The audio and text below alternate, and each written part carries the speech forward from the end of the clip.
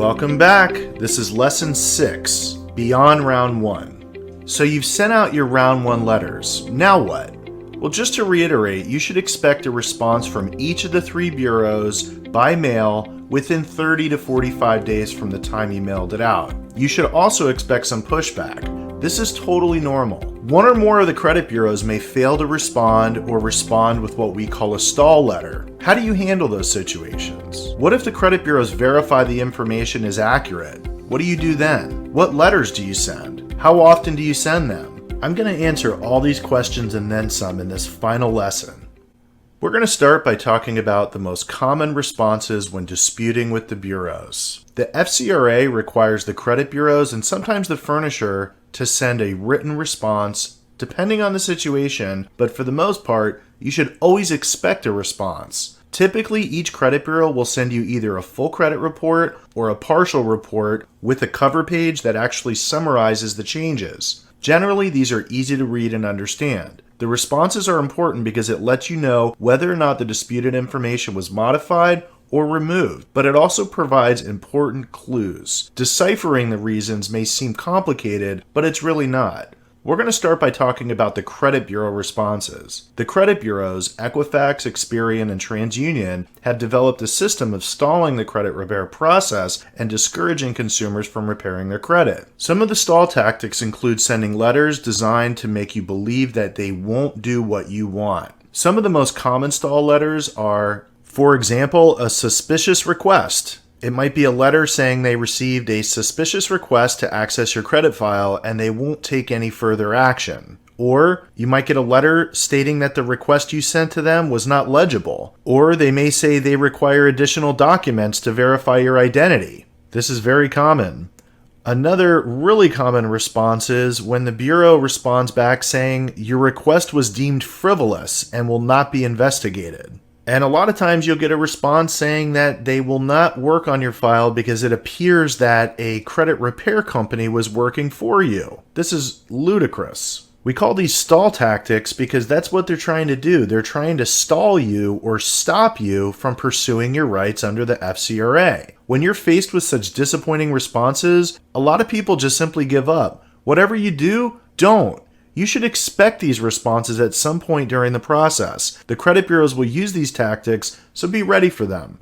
When you're faced with the stall tactic, leverage your rights and aggressively reinitiate the investigation. The course you're taking today is a basic disputing course, so I'm not going to be going over every possible scenario, but what I can tell you is that we have over 100 letters, training, support, and an amazing community of credit experts that'll help you tackle any situation. Although many of the responses you receive will be designed to discourage you, you will also be surprised at how the bureaus often delete items. Sometimes items you would think would be very difficult just fall off. When it comes to furnisher responses, it's common for a furnisher to respond to a dispute asking for more information or evidence that the account is incorrect. They often use similar stall tactics just like the credit bureaus.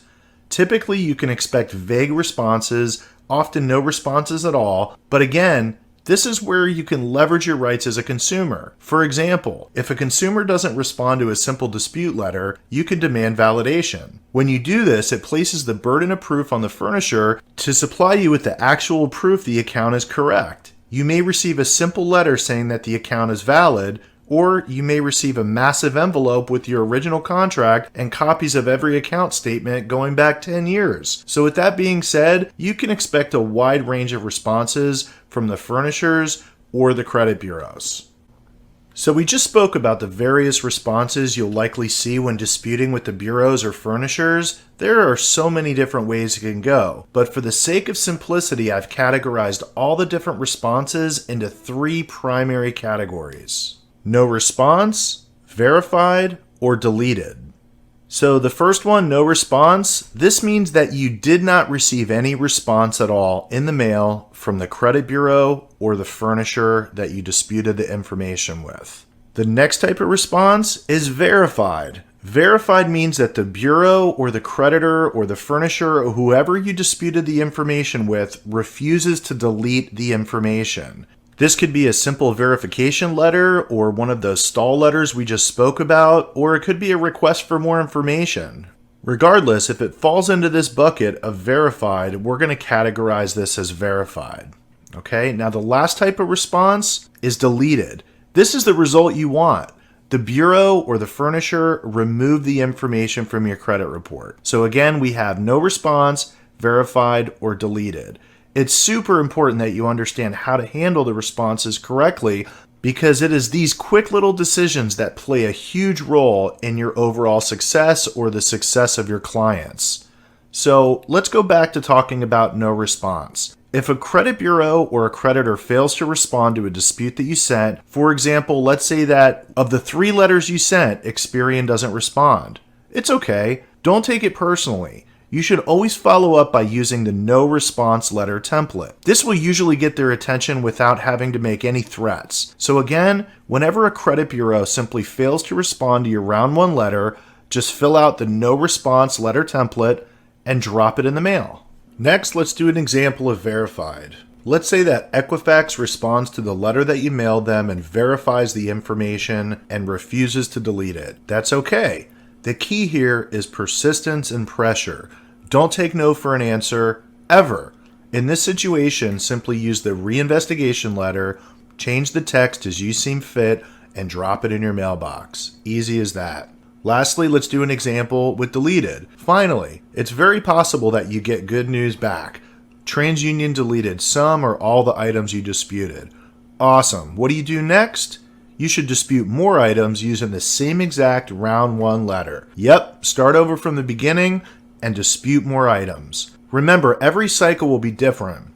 Each credit bureau maintains their own records and has different procedures, so you'll often see some items removed on one bureau, but not on the next. It can become complicated keeping track of all the results. I'd also like to reiterate, this is a basic disputing course. I know I've said that a few times. There's so many different scenarios and so many different ways this can go. I've done my best to try to simplify this for you. Those of you using our software will find that we have very specific targeted letters, responses for pretty much any type of response that you might receive. Each and every stall letter has its own individual template, and we can get into that in more advanced training.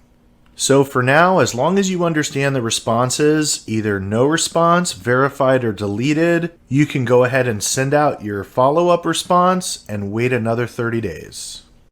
So this is where we left off on the dispute process chart. We sent out round 1. Now we need to identify the outcome from the first round. Take a look at the responses. Each of the 3 bureaus should have sent you a letter. Was it a no response? Was it verified? Was it deleted? Well, if it was no response, if any of them failed to do this, to actually respond to your letter, you now need to send letter number 2, the no response letter. If anything was verified, if any of these bureaus verified the information you disputed, you should send letter number 3, the reinvestigation letter. If everything was deleted, great. You can simply go back and dispute more items using round 1 letter. It's really that simple. Next, follow up with the bureaus. I'm including a full image of round 2 so you can start connecting the dots. Now that you've sent your follow-up letters, you can see this cycle is just like the last cycle. Look at the responses and determine what to do next. You're going to fire off your next cycle of letters, then you wait for the next round of responses. At this point, you sent round 1, and depending on the results you received or lack thereof, you've either sent a no response letter or a reinvestigation letter. When you get to the next round of results, just like last time, look at them, inspect them. If you got a bunch of deletions, awesome. Just like before, you can always revert back to round 1 and dispute more items. But if that's not the case, and the bureaus are still ignoring you or responding inappropriately, it may be time to send a warning shot. The bureau warning letter is a bit more aggressive. It makes it very clear that you mean business. So if that's the case, go ahead and fire a warning letter to each bureau that's not taking you seriously. We just talked all about disputing with the credit bureaus. As I said before, I'll say it again, persistence really pays. The process of disputing items with the bureaus can be repeated as many times as you like. Often, when you least expect it, even when you've disputed an item 10 times, all of a sudden on the 11th attempt it magically disappears. So don't give up, but also consider other options such as Furnisher Disputes. When you've exhausted your efforts with the bureaus and progress seems to have slowed down, the next logical step is to contact the companies that reported the negative information. These are called furnishers. Furnishers can be creditors like credit card companies, banks, lenders, collection agencies. There are many others such as landlords, child support courts, bankruptcy court, and more. Anyone that reported information about you is a furnisher and subject to the same laws, and many of the laws that regulate the credit bureaus also regulate the furnishers. In some cases, the laws are even more stringent. Go ahead and send letter number 5, dispute with the furnisher, and just like you did on the first step with the credit bureaus, you're going to include a reason and an instruction for each item you're disputing. Easy peasy, just fill in the blanks and fire off your first letters. You can also send a letter to some or all of your furnishers. It's really up to you. You'll then sit back and relax and wait for the final results. So you sent off your furnisher dispute letters. After 30 days or so, review the responses. Just like we did with the bureaus, we're looking for the results of each investigation. Look to see what was received and determine if the furnishers responded, verified, or deleted the items you disputed. If no response was received from any of the furnishers, go ahead and use letter number 6, no response. If any of the furnishers verified the information you disputed, go ahead and use letter number 7, furnisher reinvestigation. If the furnisher deleted an item, awesome. You can dispute more items using the same old letter number 5, dispute with a furnisher. Drop your letters in the mail, sit back, grab a margarita, and wait for the results. I'm including a full image of round 5 so you can connect the dots. Now that you've sent your follow-up letters to the furnisher, you can see that this cycle is just like the last cycle. Look at the responses from your follow-up letters and determine what to do next. What was the response? Was it verified, no response, or deleted? If the furnisher deleted everything, that's great. You can go back again and send letter number 5, dispute with the furnisher, and challenge some more items. If the furnisher verified the items or failed to respond, it's time to take your warning shot. Let them know you mean business and send letter number 8, creditor warning, to each of the furnishers that did not respond with a deletion. Send out your warning letters and wait for a response. So far, you've disputed items with the bureaus, followed up with them, and sent a warning. If that didn't work, you switched gears and sent disputes to the furnishers, followed up with them, sent warnings to the creditors or the debt collection agencies. If that didn't get the items deleted, there are still plenty of strategies to keep moving and keep chipping away to get them removed. Although this is a basic disputing course, I'm starting to move into advanced waters here, but I'd like to offer you at least 2 more options for you at this stage. Now that you sent warnings to the furnishers that either did not respond or did not delete what you asked, the next step would be to demand validation. Now, debt validation is typically only used on debt collection agencies or third-party debt collectors. Unless your state law provides otherwise, the FDCPA only requires debt collectors, not original creditors, to verify debts. You can still always try even though it's not a third-party debt collector. The right to request verification of the debt is provided in the Federal Fair Debt Collection Practices Act. The law was enacted to allow consumers to obtain more information about the debt that is being collected and to act as an informal dispute resolution system between consumers and collectors. There are many instances where you may want to request verification of a debt. Some of these may include you don't recognize or remember incurring a debt that's being collected, or you may feel like the amount of debt is not correct, or maybe the debt's expired and it's not yours at all. You definitely want to verify that the collector actually owns the debt it's trying to collect. Even if you have no reason to contest the validity of the debt, the FDCPA still allows you to request verification. This means that even if the debt is legitimately yours and it's owed, you still have the right to request verification. A debt collector may not ask you to cite reasons why you want verification of the debt. So go ahead and give it a whirl, send letter number 9, validation, and wait 30 days.